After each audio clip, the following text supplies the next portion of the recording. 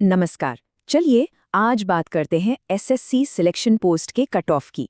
हम ये समझेंगे कि इसकी कट ऑफ कैसे काम करती है और एक अच्छी कामयाब स्ट्रैटेजी क्या हो सकती है। चलिए एक बहुत ही कॉमन सवाल से शुरू करते हैं जो कई उम्मीदवारों के मन में आता है। ये कैसे हो सकता है कि कोई 165 मार्क्स लाकर भी सिलेक्ट ना हो पाए और वहीं किसी और को सिर्फ 110 मार्क्स पर ही जॉब मिल जाए? इसका जवाब सिर्फ मेहनत में नहीं है, बल्कि स्मार्ट स्ट्रैटेजी में छुपा है। अच्छा, आगे बढ़ने से पहले एक बात बिल्कुल साफ कर लेते हैं। हम यहाँ जिन भी कट ऑफ्स की बात करेंगे वो कोई पक्की लकीर नहीं है।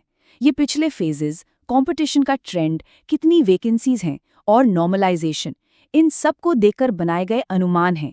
ये हम एक प्रैक्टिकल आइडिया देते हैं। तो एसएससी सिलेक्शन पोस्ट का एग्जाम समझिए कि 3 अलग-अलग लेवल पर होता है। पहला है मैट्रिक यानी 10वीं पास वालों के लिए, दूसरा है 10+2 यानी 12वीं पास वालों के लिए, और तीसरा है ग्रेजुएट लेवल। हर लेवल का कंपटीशन और उसके नियम बिल्कुल अलग हैं।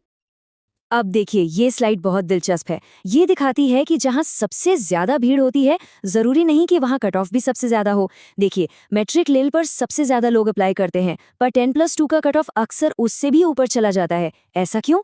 क्योंकि सब कुछ इस पर डिपेंड करता है कि पोस्ट कौन सी है और उस पोस्ट के लिए तैयारी करने वाले कैंडिडेट्स कैसे हैं। तो चलिए अब उन पोस्ट्स में थोड़ा और डीप डाइव करते हैं जहां कंपटीशन सबसे ज्यादा है और समझते हैं कि उनकी कट ऑफ हमेशा इतनी ज्यादा क्यों रहती है। सबसे पहले 10वीं के लेवल पर मल्टीटास्किंग स्टाफ यानी एमटीएस की पोस्ट, ये हाई कंपटीशन जोन का एक क्लासिक एग्जाम्पल है। जरा इस नंबर को देखिए। जनरल कैटेगरी के लिए यहाँ अनुमानित कट ऑफ 145 से 158 के बीच रहता है। ये नंबर खुद ही बताता है कि कंपटीशन कितना सीरियस है। तो सवाल ये है कि एमटीएस का कट ऑफ इतना ज्यादा क्यों जाता है? पहली वजह तो साफ है, कोई भी 10th पास अप्लाई कर सकता है तो लाखों में एप्लीकेशंस आती हैं। दूसरा, इस एग्जाम में स्पीड और एक्यूरेसी बहुत मैटर करती है, जिससे नॉर्मलाइजेशन में अक्सर स्कोर और बढ़ जाता है। अच्छा, अब 10वीं से ऊपर चलते हैं, 10+2 लेवल पर। यहाँ पर सबसे पॉपुलर पोस्ट्स में से एक है डेटा एंट्री ऑपरेटर या डीओ। और यहाँ कट ऑफ देखिए, 150 से 165। ये इस बात का सीधा सीधा सबूत है कि कंपटीशन कितना जबरदस्त है। कई बार तो ये मैट्रिक लेवल से भी ज्यादा निकल जाता है। अब डीईओ का कट ऑफ और भी ऊपर क्यों है? इसकी सबसे बड़ी वजह यह है कि यहाँ वो सीरियस कैंडिडेट्स भी अप्लाई करते हैं जो सीएचएसएल जैसे एग्जाम्स की तैयारी कर रहे होते हैं। इस ओवरलैप की वजह से 165 से कम का स्कोर यहाँ थोड़ा रिस्की हो सकता है। तो मैट्रिक और 10+2 की कहानी तो हो गई। अब आते हैं ग्रेजुएट लेवल पर, और यहाँ खेल थोड़ा बदल जाता है।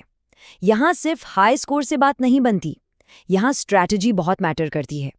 यहाँ 2 तरह की पोस्ट्स हैं। तो ग्रेजुएट लेवल पर ना 2 रास्ते हैं। पहला रास्ता है जनरल क्वालिफिकेशन वाली पोस्ट्स का, जैसे असिस्टेंट या यूडीसी। मतलब कोई भी ग्रेजुएट इन पर अप्लाई कर सकता है। और जाहिर है जहां एलिजिबिलिटी इतनी ओपन हो वहां भीड़ तो होगी ही। और इसीलिए यहाँ भी कट ऑफ 150 से 165 या कभी-कभी तो इससे भी ज्यादा देखने को मिलता है, क्योंकि जो सीजीएल वाले टॉप एस्पिरेंट्स होते हैं वो भी इन पोस्ट्स को टारगेट करते हैं। लेकिन यहीं पर आता है असली स्ट्रैटेजिक मूव। ये है दूसरा रास्ता, स्पेशल क्वालिफिकेशन वाली पोस्ट्स का। इन्हें हम गोल्डन जोन भी कह सकते हैं। अब ये स्लाइड इस पूरे विश्लेषण की जान है। जरा ध्यान से देखिए। एक तरफ जनरल पोस्ट जहां कंपटीशन आसमान छू रहा है और कट ऑफ 150-165 प्लस है, और दूसरी तरफ स्पेशल पोस्ट जहां कंपटीशन एकदम लिमिटेड हो जाता है और कट ऑफ सीधा 115-135 पर आ जाता है। ये कितना बड़ा फर्क है। और ऐसा होता क्यों है? बहुत सिंपल है। इन पोस्ट्स के लिए एलिजिबल कैंडिडेट्स का जो पूल है वो बहुत छोटा हो जाता है। तो अगर किसी के पास वो स्पेसिफिक डिग्री है तो उसके लिए ये सच में एक गोल्डन अपॉर्चुनिटी है।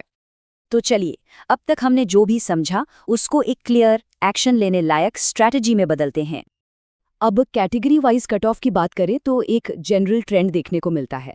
ये चार्ट आपको एक आइडिया देगा कि अनरिजर्व्ड कैटेगरी के मुकाबले ओबीसी, ईडब्ल्यूएस, एससी और एसटी का कट ऑफ औसतन कितने मार्क्स कम रहता है। हालांकि ये पोस्ट टू पोस्ट थोड़ा बदल सकता है। तो एक सेफ स्कोर क्या होना चाहिए? देखिए, एक मोटा मोटा गाइड ये है, अगर मैट्रिक या 10+2 की जनरल पोस्ट टारगेट कर रहे हैं तो 155 प्लस का एम रखिए।